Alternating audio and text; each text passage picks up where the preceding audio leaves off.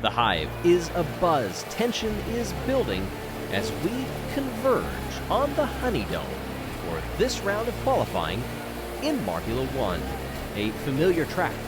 Second year that we have visited the Honeydome, you see the race entrants who are choosing to tackle it. Now, after last week's win by Red Eye, a marble that had gone back-to-back in weeks, we wondered if anybody this week would try to do the same thing and run the same marble from Mellow Meadows into Honeydome. That has not happened. All of the marbles this week have had a week off or more. Interesting to see how that plays out from a strategy standpoint, considering it did work fairly well for some of the marbles last week. For others, they struggled. The likes of Cosmo or Mimo that started down the middle of the pack and finished there as well. Smoggy, same case there. However, we come to the Honeydome with some familiar faces in the stands. Of course, the Hornets franchise was acquired by the Bumblebees last year, so as you are perusing the stands, you will see some memorabilia for both. Oh, and hey everybody, I'm Greg Woods. As we get ready for the opening runner, it is Pinky Panther, and we get our first look at how the track has aged slightly. A very similar layout to what we saw last season, where you have this bee dance, this waggle section that is a figure eight of sorts that doubles back on itself before winding out here to the Hive. Track last year, 13.83 meters, 14 turns. The track record, by the way, a 29.051 set by Clementon. That was not in the race, however, and the early time that comes in is a 31.78. Fastest lap in the Grand Prix itself was courtesy of Yellow Eye with a 32.94. Wispy well ahead of the pace right now. The marble that was third in qualifying and the race back at Sleet Street comes across, and we're into the 29s. 29.356. I know some marbles were looking at the times from last season and talking down in the paddock. Would they be able to break 29 this year? Clementon came oh so close in qualifying last season. Billy, purple through the second sector, comes across provisionally in second place, a marble that needs a good result after some fairly lackluster Grand Prix to start this season. Yellow streaming down the course now. One top 10 finish, 16th last time out at the Raceway, but still within striking distance, beginning to descend here. And comes through in third spot, a 30.251. Get in the low 30s, and that may end up working pretty well. That was a bit of a skip that Bumble took coming out of the Hive, if my eyes did not deceive me.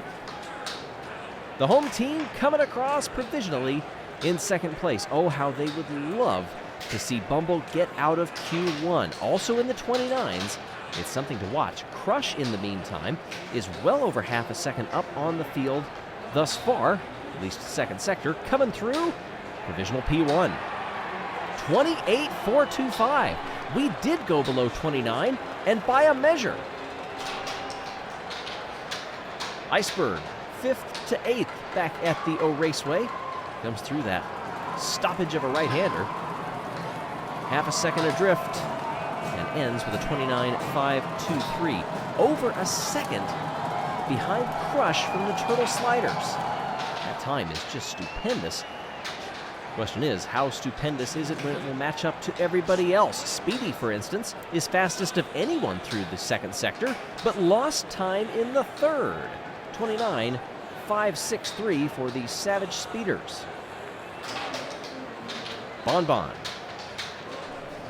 out of the Hive, hard against that wall.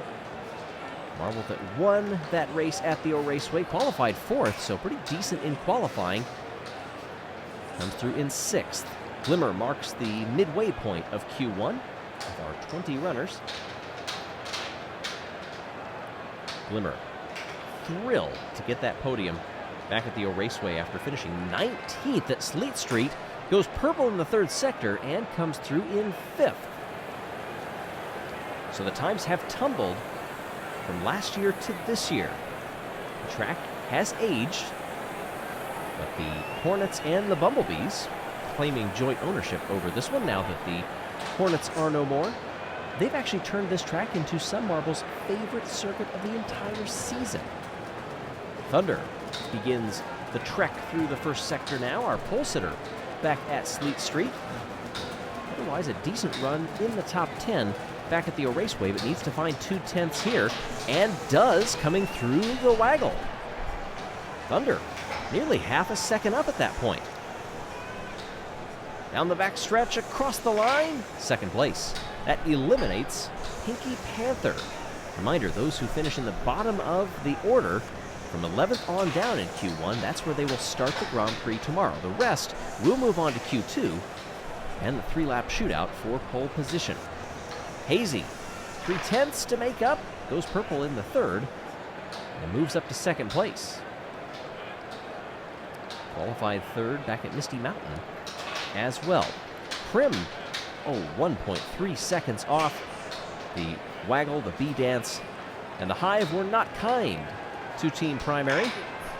Picks up the pace and qualifies fifth. That may be safe. You see those green markers, the green flags up in the top left. Those marbles are safe. They will advance out of Q1.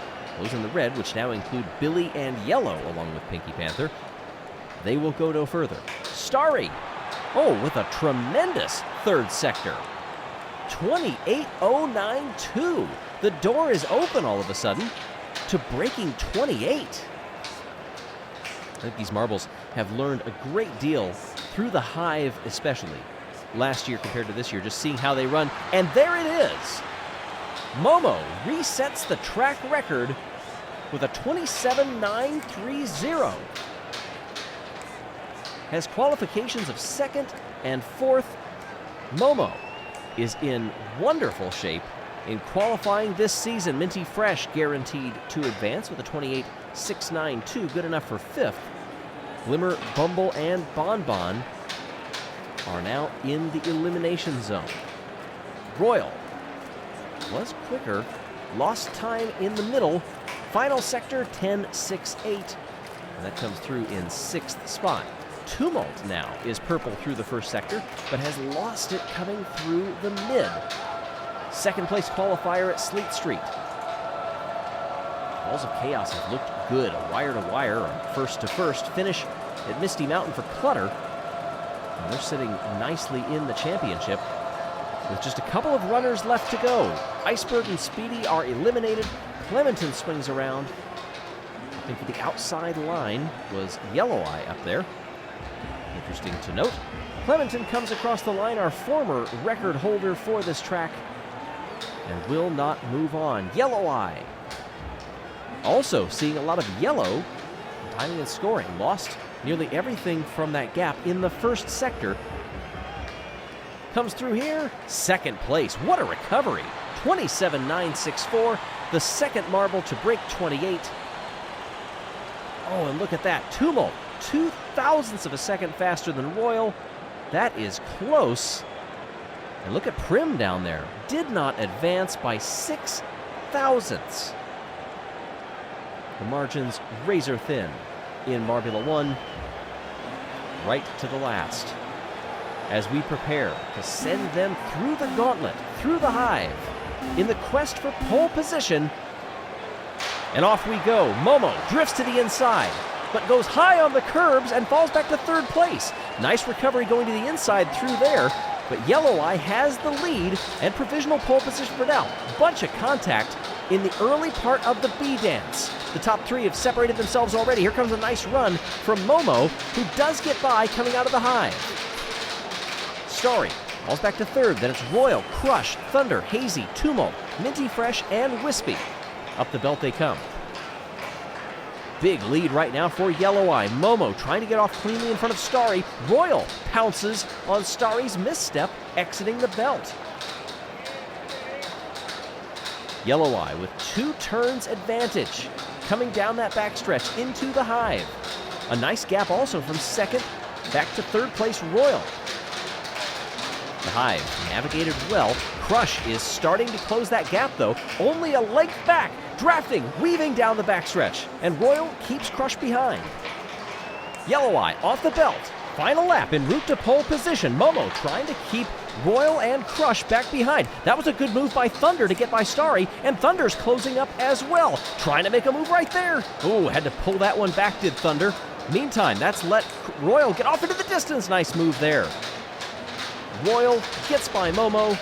Crush in the distance. Yellow Eye onto the front stretch. And Yellow Eye will have pole position for the race tomorrow. Over a second's gap, back to Royal, who will start up on the front row. Momo, Crush, Starry, and Thunder, Tumult Wispy, Minty Fresh, and Hazy, starting at the bottom of the top 10. Just 3 laps, and Hazy 6 seconds behind. Oof. Well, in the meantime, Bumble will have to come from deep down in the order to satisfy these home fans, but if the race is anything like what we just saw here, I think we're all going to be pretty pleased.